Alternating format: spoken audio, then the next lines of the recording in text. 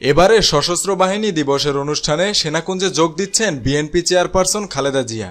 সেনাকুঞ্জের সংবর্ধনা অনুষ্ঠানে যোগ দেবেন তিনি। বুধবার সন্ধ্যায় দলের মিডিয়া সেলের সদস্য সাইরুল কবির খান এ তথ্য জানিয়েছেন। তিনি জানান, দুপুরের দিকে বিএনপির ভারপ্রাপ্ত চেয়ারম্যান তারেক রহমান, দলের মহাসচিব মির্জা ফখরুল ইসলাম আলমগীর সহ ২৬ সিনিয়র নেতার নামে আমন্ত্রণ কার্ড গুলশানে চেয়ারপারসনের কার্যালয়ে চেয়ারপারসনের একান্ত সচিব আব্দুস সাত্তারের কাছে সেনা কর্মকর্তা দিয়ে গেছেন। তিনি আরও জানান, সশস্ত্র বাহিনী দিবস উপলক্ষে বৃহস্পতিবার বিকেল ৩টায় সেনাকুঞ্জের অনুষ্ঠানে অংশ নেবেন বিএনপি চেয়ারপারসন খালেদা জিয়া।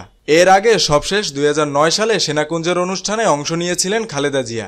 সশস্ত্র বাহিনী দিবসে সেনাকুঞ্জের সংবর্ধনা অনুষ্ঠানে অংশ নিতে মঙ্গলবার বিএনপির চেয়ারপারসন খালেদা জিয়াকে আমন্ত্রণ জানায় প্রধান উপদেষ্টার কার্যালয়ে সশস্ত্র বাহিনী বিভাগ।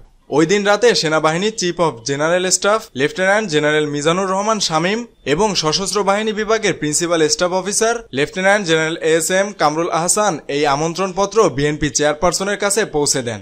সেনাকুঞ্জের সংবর্ধনা অনুষ্ঠানে প্রধান উপদেষ্টা অধ্যাপক মোহাম্মদ ইউনুস প্রধান অতিথি হিসেবে উপস্থিত থাকবেন। মেহেদী হাসান বাপ্পি, খুলনা গেজেট।